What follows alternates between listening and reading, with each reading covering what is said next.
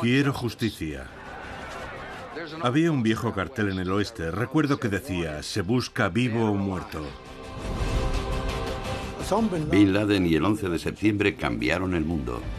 Nacido en un entorno privilegiado, el carismático extremista islámico morirá como el rostro del mal del siglo XXI. Se convirtió en un fascista religioso. O piensas como yo o te voy a matar.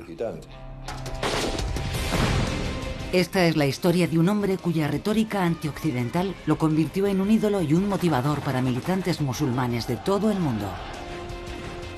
Se consideraba un mesías del Islam que podía extender la Guerra Santa a otros países. Pero al final, ni sus profundos bolsillos ni su siniestra creatividad fueron suficientes para mantenerlo como la voz suprema de la yihad global.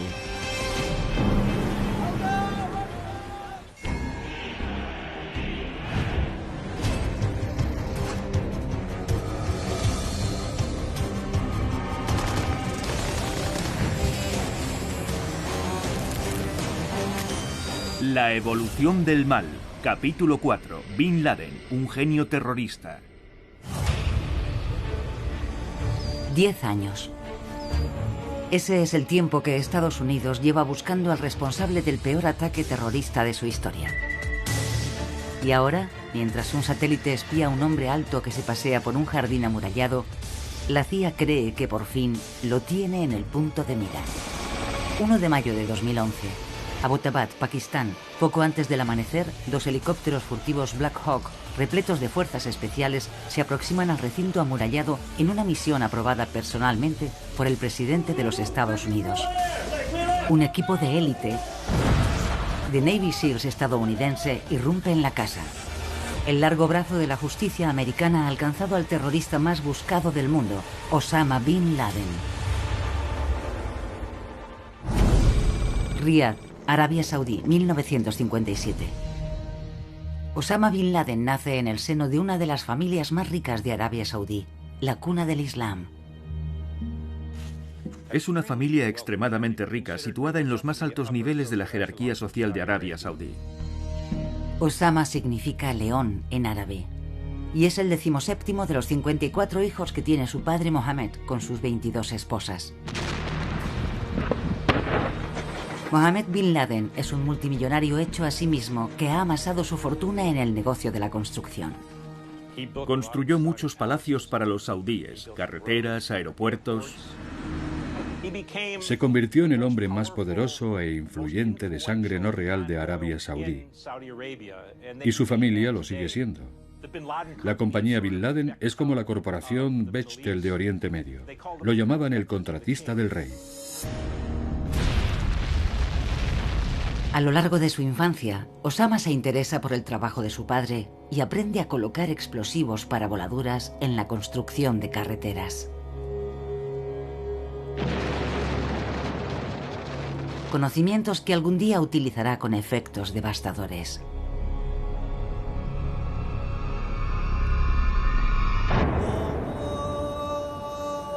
Pero también recibe algo más de su padre: su fe, que dominará todos los aspectos de su vida.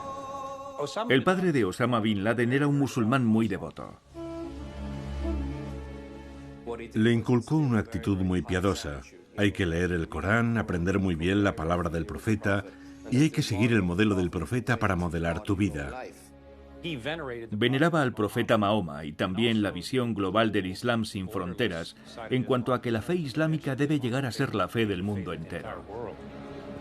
Y lo que será crucial, Bin Laden aprende que el profeta Mahoma no era solo una figura religiosa, sino también un gran general que creía en la expansión del Islam a través de la guerra.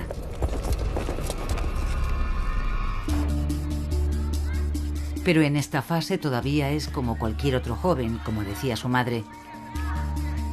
Jugaba al fútbol, iba a picnics, montaba a caballo y salía con sus amigos. Nunca me dio motivo de preocupación durante su adolescencia.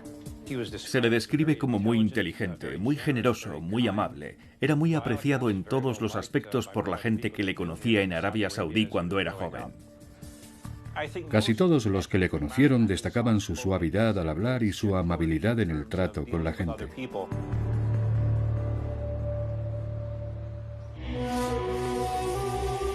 En 1968, la tragedia golpea al niño de 10 años al morir su padre en un accidente de aviación.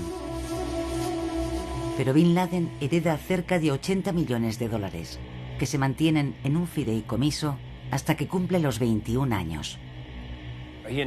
Heredó una gran suma de dinero de su padre, pero su fe siguió regulando y controlando su vida.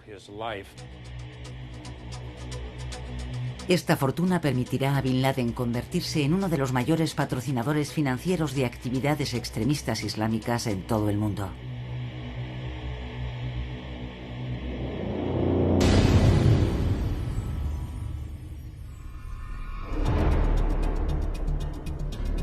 En 1978, con 20 años, se matricula como estudiante en la Universidad Rey Abdulaziz en Jeddah.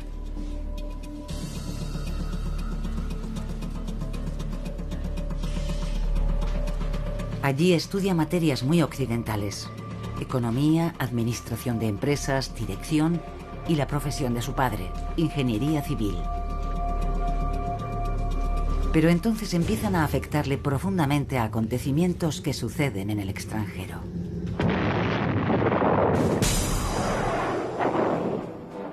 La época universitaria de Bin Laden coincide con un tiempo en el que el mundo musulmán sufre el impacto de la derrota frente a los israelíes en la guerra del 67.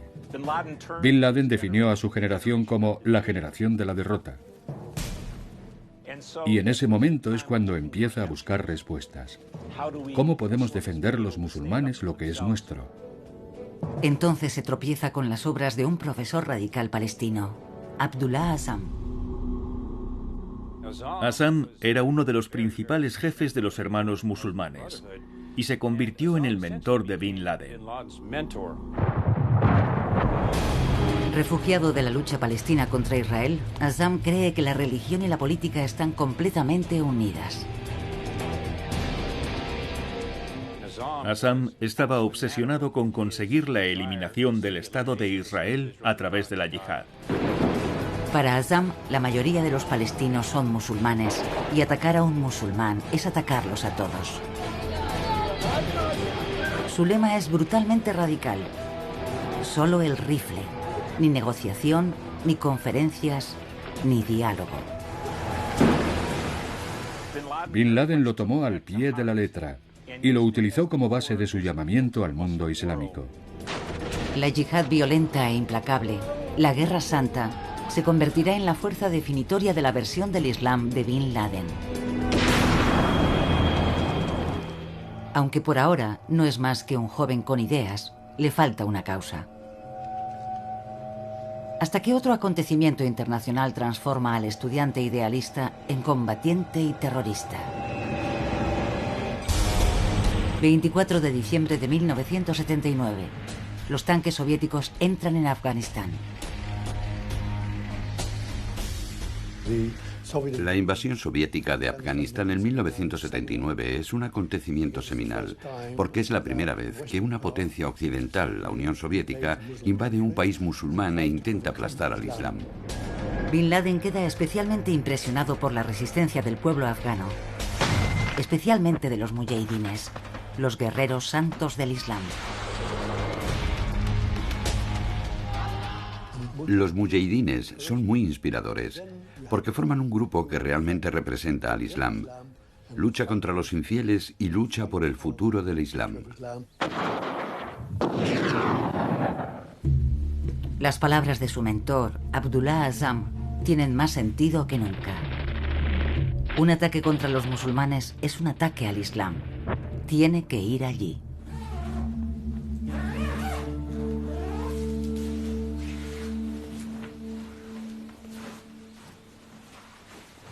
Diciembre de 1979, Peshawar, Pakistán. Con 23 años, el joven Osama Bin Laden llega a Peshawar, a 50 kilómetros de la frontera afgana.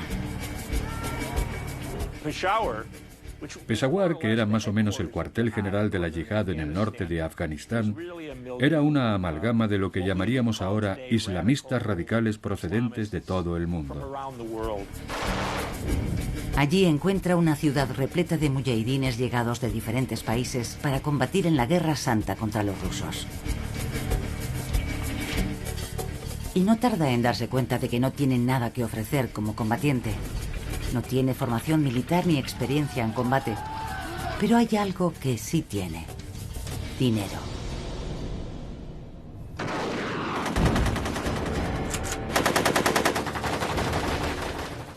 Bin Laden empezó financiando operaciones, proporcionando dinero, armas y equipamiento a los mujahidines.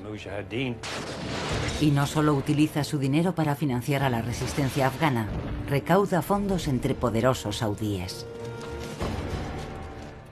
El gobierno saudí trataba a Bin Laden como un ejemplo del éxito de su sistema educativo y religioso, porque era el hijo de un multimillonario que podía estar viviendo en Mónaco o en Suiza y estaba allí, en Afganistán. Como captador de fondos es brillante, llegando a conseguir $50 millones al año para sus hermanos musulmanes.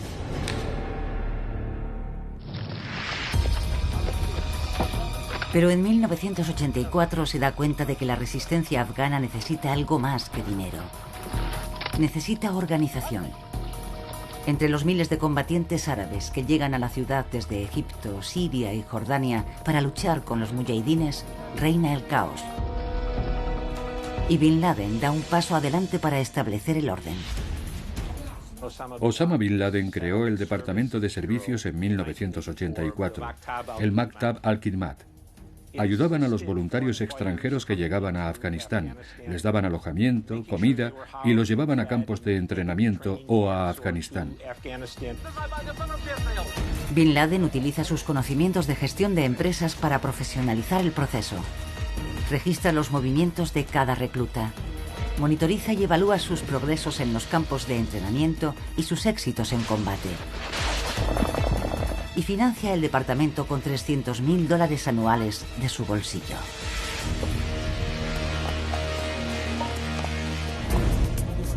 También utiliza las empresas de construcción de su familia para captar nuevos reclutas y construir túneles y refugios en las montañas para protegerlos de las bombas soviéticas.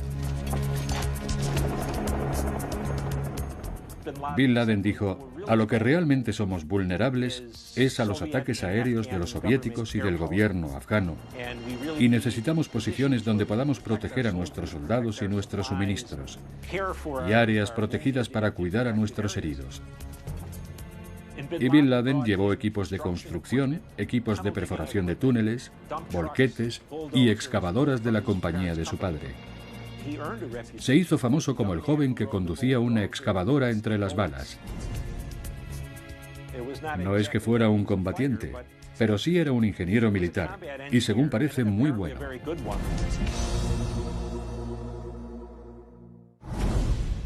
Pero a pesar de su capacidad como organizador y logista, no tiene bastante. Él ansía ser un guerrero santo y matar personalmente a los enemigos del Islam.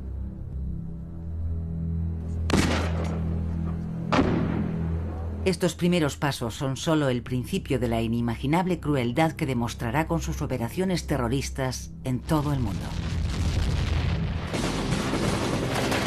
En el verano de 1986, finalmente consigue convertirse en combatiente y estar en el centro de la acción. Cuando llegó el momento de mancharse las manos, fue uno de los que estaban en primera línea, algo que hizo ganarse a Bin Laden su respeto y contribuyó a crear su leyenda.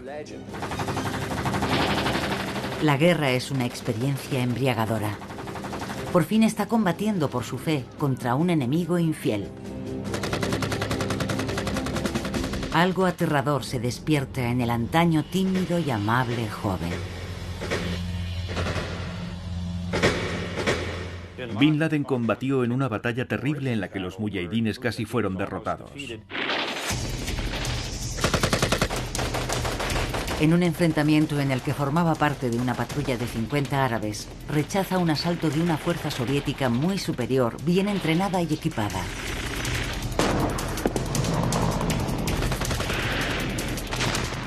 Fueron batallas brutales. Estamos hablando de ataques con tanques, artillería, helicópteros de combate, y Osama se comporta como un feroz guerrero.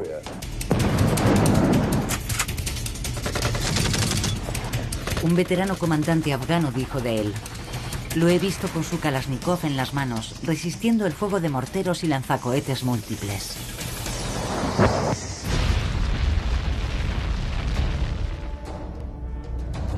En esa época, Bin Laden se convierte en una figura heroica en el campo de batalla. Antes de que apareciera, sus hombres presentían su llegada. Se construyó muy rápidamente una mística muy elaborada alrededor de este hombre.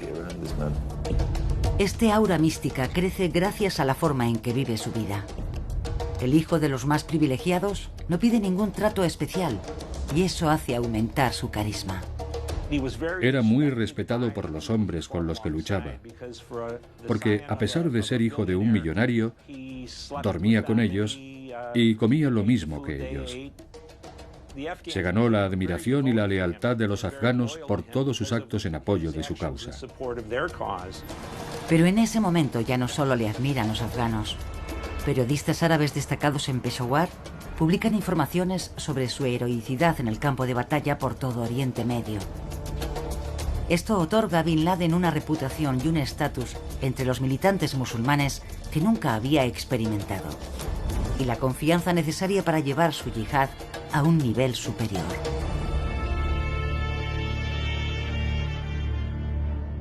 Peshawar, Pakistán, 1986. Osama Bin Laden conoce personalmente al doctor Ayman al-Zawahiri, un respetado cirujano y líder de un grupo fundamentalista egipcio. Es una relación que marca un giro en los objetivos de Bin Laden, que pasa de guerrero santo a terrorista internacional. Creo que conocer a al-Zawahiri es una suerte para Osama Bin Laden, en el sentido de que su organización contaba con militares muy preparados. Exoficiales del ejército, oficiales de las fuerzas especiales egipcias, gente de seguridad, policías, constructores de bombas, especialistas en municiones. Creemos en nuestra religión. La versión de al-Zawahiri de la yihad es que solo hay una forma correcta de practicar el Islam, la suya, y que todo aquel, incluido cualquier musulmán que no se alce y le apoye, es un enemigo.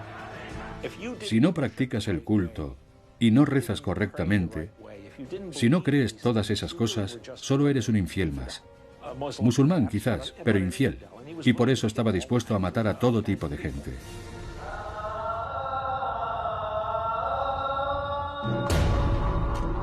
Al-Zawahiri también piensa que deben concentrar la lucha en lo que él llama el enemigo cercano, los países del mundo árabe en los que no ha aprendido su fanatismo. Aunque Bin Laden se siente atraído por el extremismo de al-Zawahiri, en un aspecto él quiere ir más lejos. La yihad se debe extender a todo el mundo. Bin Laden dijo: así esto no va a funcionar. Necesitamos tener un mayor impacto en el mundo para conseguir lo que queremos, que triunfe la yihad. Ese mismo año Bin Laden muestra claramente a qué se refiere. Hace público su primer discurso atacando a los Estados Unidos. Los estadounidenses nos quitan nuestro dinero y se lo dan a los judíos para que maten con él a nuestros hijos en Palestina. Peshawar, Pakistán, 1988. En la preparación de la yihad global, Bin Laden forma una organización que llama La Base, en árabe, Al-Qaeda. Al nacer, Al-Qaeda está formada por 4 secciones básicas. La primera se encarga del entrenamiento y transporte de los combatientes al frente. La segunda es la rama administrativa. La tercera se ocupa de aspectos religiosos, promulga fatuas y proporciona formación religiosa a los miembros. La cuarta es el aparato de propaganda y medios. Más adelante, Bin Laden añadirá su propia facción militar. Tienen una misión justa, y esa misión es destruir la influencia occidental, pero también defender el Islam, lo cual es muy importante. Ellos se consideran los soldados del bien, tienen un objetivo justo y esa convicción es muy, muy fuerte. Desde el momento en que Bin Laden organizó Al-Qaeda, la concibió como una organización perdurable que seguiría adelante después de Afganistán para ayudar a los musulmanes que estuviesen defendiendo el Islam en otras áreas del mundo. La veía como la vanguardia de un movimiento mucho mayor, de una yihad mayor, y lo manifestó claramente cuando dijo: solo somos un pequeño grupo de hombres. Nuestra misión es inspirar e instigar a otros musulmanes a unirse a la yihad. Y creo que ese es un mensaje muy poderoso. La visión global de Bin Laden era que lo impulsaba todo y, por supuesto, también su financiación. Fue el primer yihadista islámico que tuvo los recursos y la capacidad de liderazgo para conseguir algo así.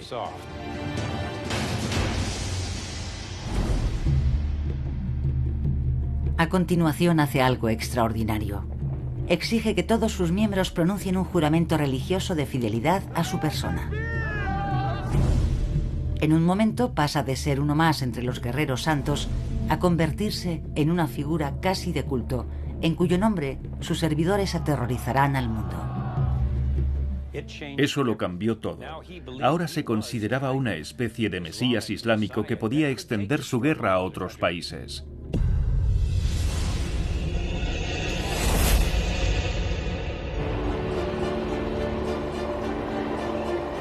En 1989, la invasión rusa de Afganistán llega a su fin.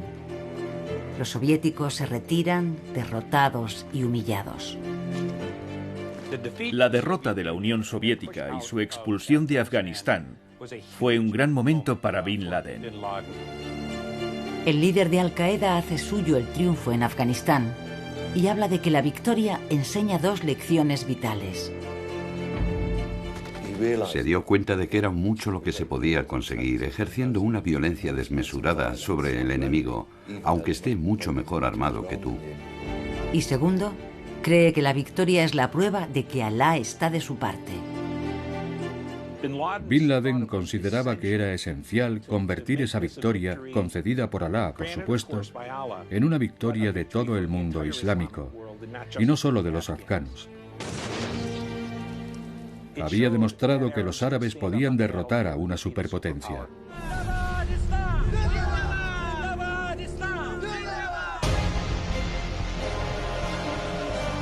De 1989 en adelante, Osama Bin Laden ya no pierde el tiempo en preguntarse si se puede derrotar a sus enemigos. Solo piensa en cómo hacerlo. Después de derrotar a una superpotencia, pone el punto de mira en la otra, la que él ve como el mal encarnado: Estados Unidos.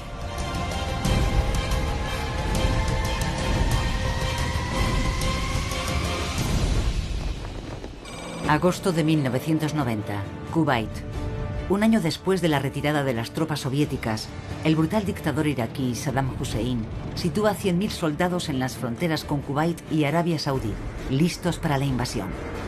Bin Laden regresa a su país, Arabia Saudí, y de inmediato envía un mensaje a la familia real saudí, ofreciéndose a formar un ejército de 30.000 voluntarios afganos para derrotar a Saddam. Pero la oferta es rechazada.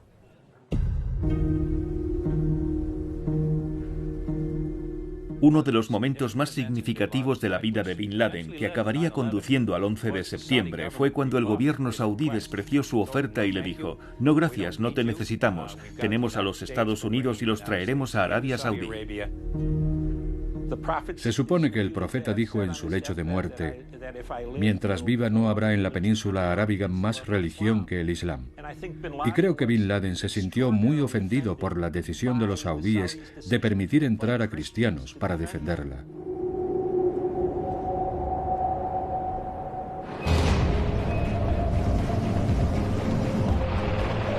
Bin Laden ve como 300.000 soldados estadounidenses de ambos sexos llegan a su país y empiezan a construir bases, a beber alcohol y a tomar el sol.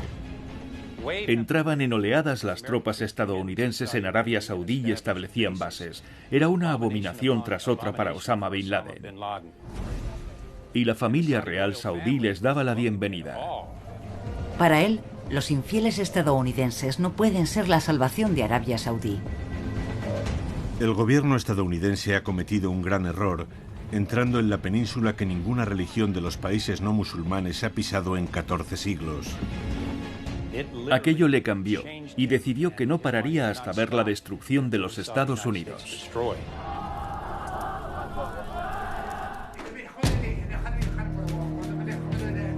Pero cuando Bin Laden pide a sus hermanos musulmanes que se alcen contra esta vergüenza, el régimen saudí empieza a preocuparse, irrumpe en su casa y lo pone bajo arresto domiciliario. Querían deportarlo, le retiraron la ciudadanía, cortaron el estipendio de $7 millones que recibía su familia y lo desconectaron de Arabia Saudí porque lo consideraban una amenaza directa a la familia real. Cuando el gobierno saudí amenaza con encarcelarlo, huye a Sudán, donde hay un gobierno islámico.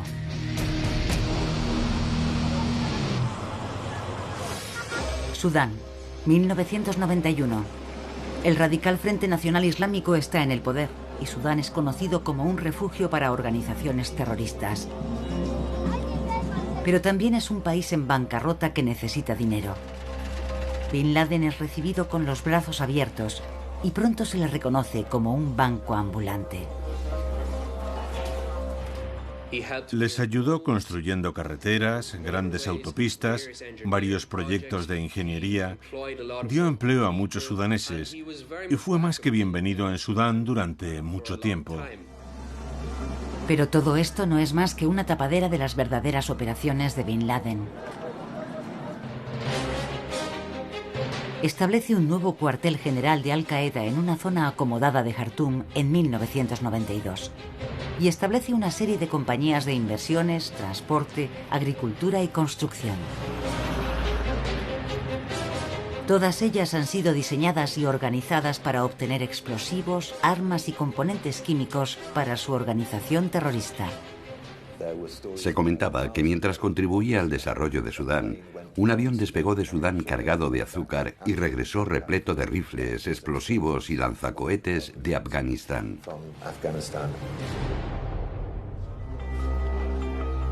Bin Laden parece haber desaparecido del radar.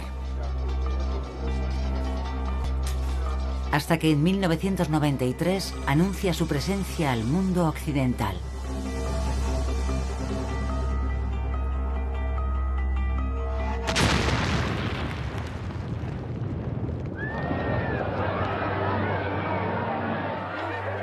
Más de 1000 personas resultan heridas cuando una bomba explota bajo el World Trade Center de Nueva York. Hay 6 víctimas mortales. Aunque nunca se estableció la conexión directa con Al-Qaeda, la mayoría de los expertos cree que estaban en la sombra. La CIA se toma a Bin Laden muy en serio y crea una unidad especial dedicada a investigarlo. Es la unidad Osama Bin Laden y la dirige Mike Shoya. Esta vez se enfrentan a un tipo de terrorista diferente de todo lo que han visto hasta entonces. En 1996, un sudanés se presentó en una de nuestras embajadas en África Oriental. Y resultó que aquel hombre había sido guardaespaldas de Osama Bin Laden cuando estaba viviendo en Sudán. Lo que describió era una organización como no habíamos visto nunca. Y no solo se dedicaban a poner bombas y a combatir. Estaban intentando comprar o fabricar armas de destrucción masiva. En mayo de 1996, Bin Laden abandona Sudán y vuelve a Afganistán, donde es recibido con los brazos abiertos por el régimen islámico de los militantes talibanes. Creo que al ver cómo se recibe a Bin Laden en Afganistán, es evidente que los afganos se consideran en deuda con él. No solo en el aspecto económico, sino también en lo personal, por la forma en que había arriesgado su vida durante la guerra contra los comunistas. La reputación de Al-Qaeda crece como la espuma. Su posición contra los valores estadounidenses y la debilidad del régimen saudí lo convierten en un héroe para los radicales musulmanes y para quienes los consideran los defensores de los oprimidos en todo el mundo. Atraídos por la posibilidad de combatir al imperialismo estadounidense, miles de musulmanes de Cachemira, Pakistán, India y las repúblicas soviéticas acuden para unirse a la causa. Y Bin Laden entrena a sus nuevos reclutas en la fabricación de bombas y en tácticas terroristas. Mientras tanto, redobla la intensidad de su retórica antiestadounidense. En febrero de 1998 declara: matar a estadounidenses y a sus aliados es el deber individual de todo musulmán capaz, hasta que sus ejércitos, con las alas rotas, abandonen las tierras del Islam, incapaces de volver a amenazar a ningún musulmán.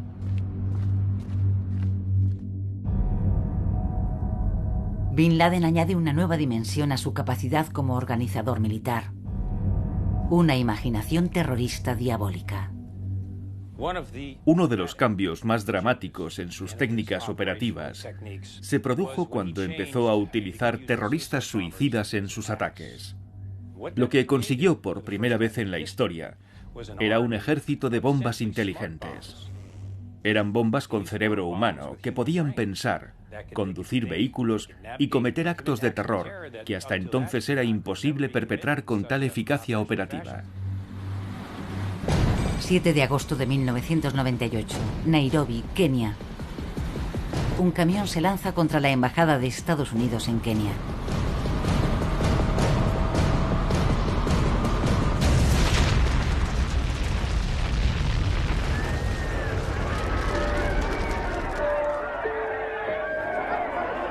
El terrorista suicida mata a 213 personas, entre ellas 12 estadounidenses, y deja 4.600 heridos. La mayoría de las víctimas son civiles kenianos.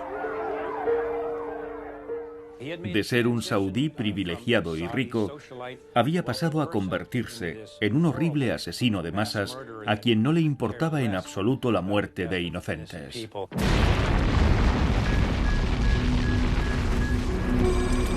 Dar es Salaam, Tanzania.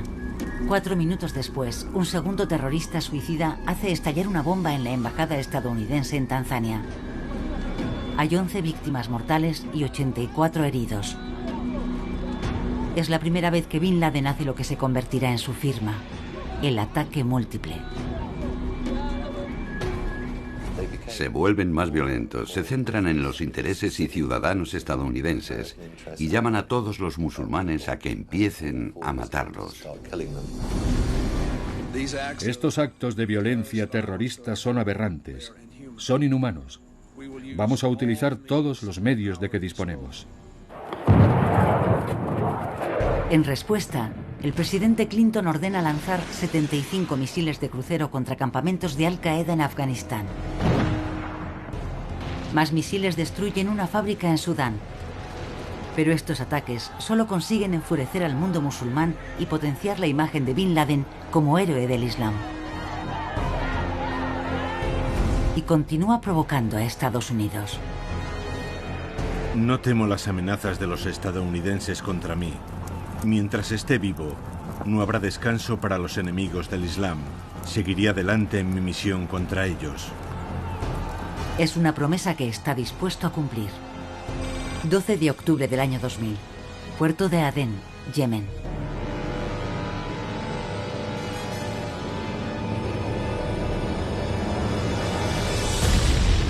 Su siguiente objetivo es el ejército estadounidense. La detonación de una pequeña embarcación pilotada por terroristas suicidas abre una enorme brecha en un destructor estadounidense de $1.000 millones, el USS Cole, en el puerto de Adén. Matan a 17 marineros estadounidenses. Hay 39 heridos más. Pero a pesar de sus éxitos, las acciones terroristas de Bin Laden no están consiguiendo su objetivo. Lo que busca es provocar a los estadounidenses para que le ataquen en Afganistán, donde no tienen aliados y pueden ser aniquilados desde las montañas por sus guerrillas, como les ocurrió a los soviéticos en los años 80. Su inspiración es Vietnam. Querían seguir el ejemplo de Vietnam. Los estadounidenses tenían 500.000 de soldados en Vietnam, pero acabaron siendo vencidos. De modo que aquel gran Satán de Occidente, que parecía tener un poder militar enorme, podía ser derrotado. Pero para que esta táctica funcione, tiene que encontrar la forma de asegurarse de que los estadounidenses le ataquen. Estaba convencido de que necesitaban lanzar un gran ataque y siempre fue un hombre al que le gustaba hacer las cosas a lo grande en lo relativo a sus acciones. Osama Bin Laden trazará un plan tan diabólico que cambiará el mundo para siempre y obligará a Estados Unidos a prestarle la atención que tanto ansía. La visión que tenían del 11 de septiembre era asestar tal golpe a los Estados Unidos que no pudieran evitar reaccionar desproporcionadamente.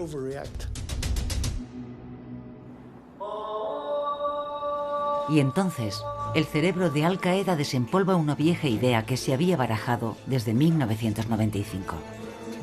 Bin Laden tenía conocimiento de la operación Bojinka, que consistía en secuestrar aviones comerciales procedentes de otros países para hacerlos estallar en Estados Unidos. El plan original consiste en el secuestro de 10 aviones por operativos suicidas que los pilotarían y estrellarían contra 10 objetivos de las dos costas de Estados Unidos. Y coincide con su modus operandi de atacar múltiples objetivos a la vez. Bin Laden decide simplificar la idea. Utilizará menos aviones, pero atacará al corazón de los valores estadounidenses: sus negocios, sistemas militares y centros del poder político.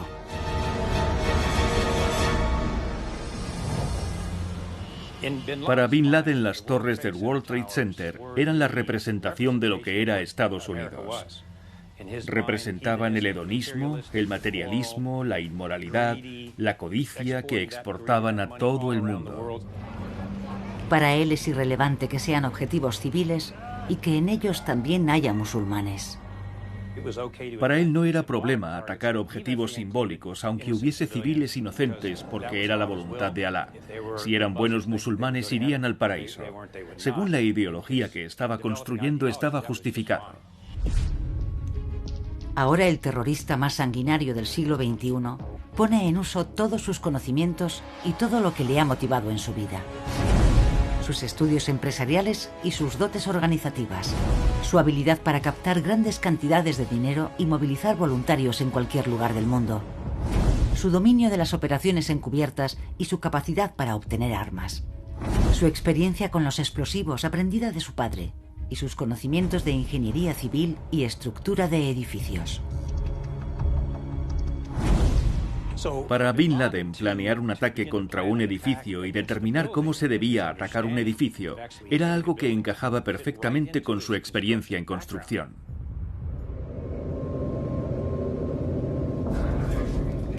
Después del atentado, Bin Laden rememoró sus expectativas cuando el primer avión se estrellase contra la torre del World Trade Center. Y a pesar de su experiencia, subestimó considerablemente la efectividad del impacto. Calculamos previamente el número de bajas del enemigo, cuántos morirían en el ataque a la torre. Calculamos que los pisos que quedarían destruidos serían 3 o 4. A partir de mi experiencia en este campo, yo pensaba que la explosión del combustible afectaría solo a los pisos que hubiera encima. Eso era todo lo que esperábamos.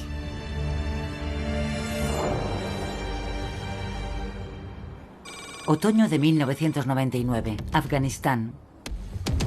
Bin Laden selecciona personalmente a los 4 principales operativos suicidas para lo que llama la Operación de los Aviones. El principal secuestrador, el egipcio Mohamed Atta, es un aspirante yihadista que vive en Alemania. Es elegido por su fervor antiestadounidense, su dominio del inglés y su familiaridad con la vida en Occidente. Los otros 3 son todos veteranos de Al Qaeda que han jurado lealtad a Bin Laden un año antes. En total participarán 19 operativos en los ataques suicidas. Osama Bin Laden debió decirles que iban a hacer algo que los convertiría en mártires y héroes, que beneficiaría al Islam y que ayudaría a todo el mundo musulmán. Para asegurarse de que la operación lleva su firma, insiste en que todos los aviones secuestrados en Estados Unidos deben estrellarse o estallar prácticamente al mismo tiempo para maximizar el impacto psicológico.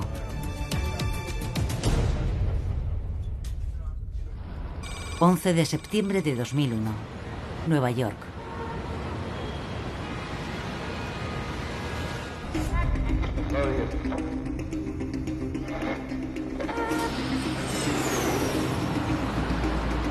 La mañana del 11 de septiembre de 2001, Osama Bin Laden recibe a invitados en su casa para escuchar las noticias en la radio.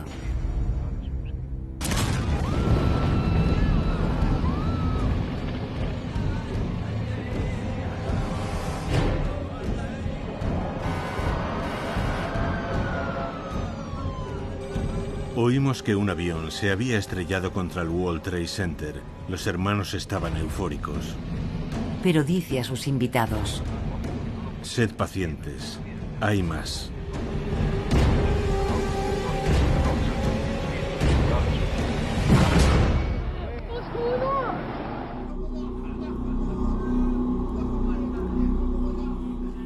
Osama Bin Laden había aprendido que una de las reglas de la guerra es la sorpresa.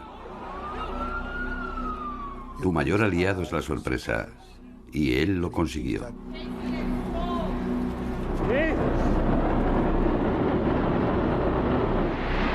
El éxito de la operación supera todas sus expectativas. Ahora el mundo entero conoce su nombre. Fue un atentado terrorista televisado casi hollywoodiense y por ello constituyó el ataque terrorista más exitoso de todos los tiempos. En los días que siguieron a los ataques del 11 de septiembre, en todo Oriente Medio, los jóvenes veían las imágenes en los cafés una y otra vez en la televisión y lloraban de alegría y admiración por lo que había conseguido Bin Laden.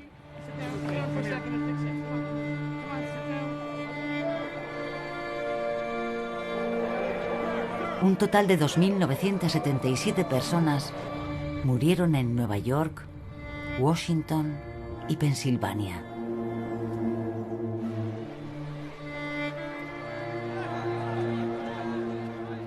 Eran escenas del más absoluto horror. El shock en los rostros de la gente, los innumerables funerales de bomberos y civiles muertos en el derrumbamiento de las dos torres fueron muy trágicos. Fotógrafos llorando mientras los veían pasar. Estados Unidos estaba en un profundo shock. No conocían nada semejante. Tras los ataques, Bin Laden proclama: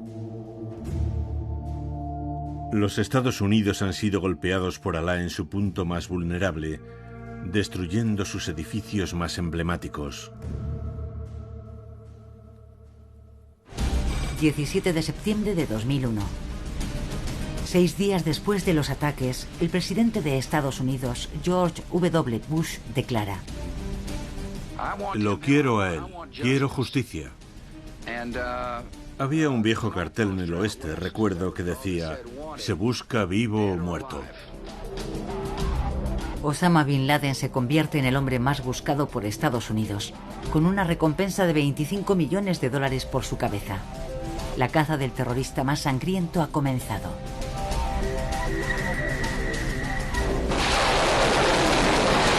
Finalmente, como Bin Laden deseaba desde el principio, Estados Unidos invade Afganistán. Los estadounidenses lanzaron su guerra contra el terror. Irían a cualquier lugar del mundo usando su poder militar para eliminar a cualquiera que considerasen miembro de Al-Qaeda o de un grupo terrorista. 7 de octubre de 2001, Afganistán. Aviones estadounidenses lanzan intensos bombardeos sobre posiciones de Al-Qaeda y comandos de élite Delta Force buscan a Bin Laden en las cuevas de Tora Bora, pero consigue escapar y huye a Pakistán.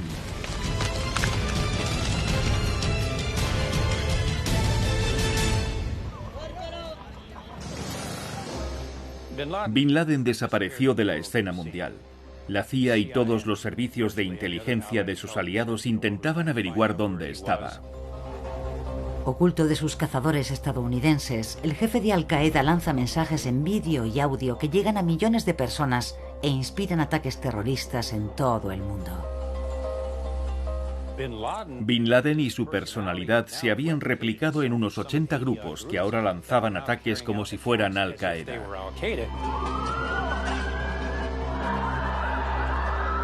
Pero si el objetivo del 11 de septiembre era provocar un alzamiento islámico masivo, fracasó. A pesar del horror de los ataques, Occidente se mantiene estable.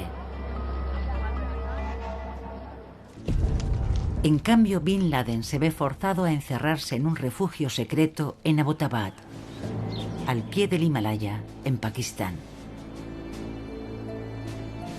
Al principio teme la posibilidad de ser visto durante sus paseos diarios por el jardín. Sabía que lo estaban buscando desde el cielo.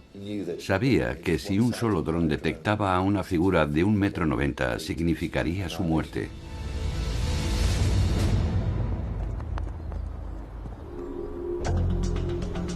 Para ocultarse de los estadounidenses, toma excepcionales medidas de seguridad. No utiliza ningún dispositivo electrónico y solo se comunica a través de un correo de confianza. Pero los años de reclusión tienen consecuencias. Se vuelve irrelevante. Su encierro forzoso significa que ya no puede ser el líder del extremismo islámico. Bin Laden ya no era el comandante activo que había sido. Era el hombre más buscado de la Tierra. No podía ir a ninguna parte. Ya no era útil, atrapado en su propia prisión. Me lamento ante Alá por mi aislamiento y mi soledad. Me preocupa que la gente se canse de mí y me vea como algo viejo y gastado. Pero solo me lamento ante Alá. Con el tiempo, Bin Laden se convierte en una sombra de sí mismo y sus días son interminables. Las informaciones que recibíamos indicaban que estaba en la casa encerrado casi todo el día viendo vídeos de sus viejos discursos.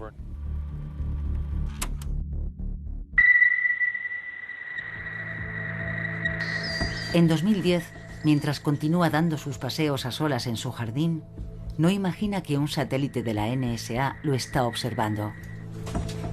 Han reparado en un misterioso hombre alto que camina en círculos constantemente e informan a la CIA. Los agentes dan al misterioso hombre el apodo de El Paseante y empiezan a planear la operación.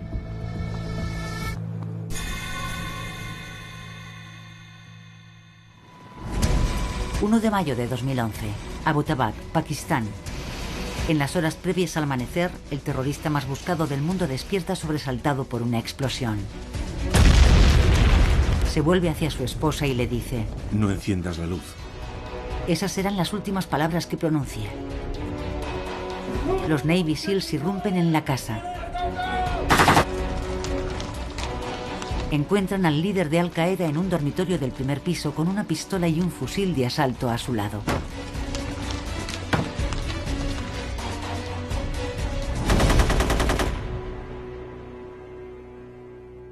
Puedo informar al mundo de que Estados Unidos ha llevado a cabo una operación que ha concluido con la muerte de Osama Bin Laden, el líder de Al-Qaeda.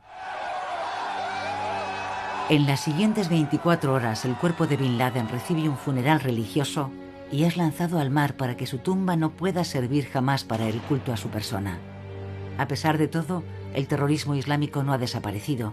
Según muere un líder fanático, nace un nuevo movimiento. Ahora mismo el fuego se ha extendido por todas partes. El responsable fue Osama Bin Laden, pero él ya no es necesario. Al convencer a jóvenes impresionables de que solo él seguía de forma correcta el Islam, de que Alá le había dado el derecho de decidir quién vive y quién muere, y de que cualquiera que se opusiera a él era inferior y debía ser condenado, Bin Laden aplicó prácticamente las mismas trampas psicológicas que Hitler. Y eso le permitió crear una cultura que justificara el terrorismo y la brutalidad. Pero en sus propios términos, Osama Bin Laden fracasó. No se ha producido el alzamiento islámico global contra Occidente y el mundo árabe sigue sumido en el caos.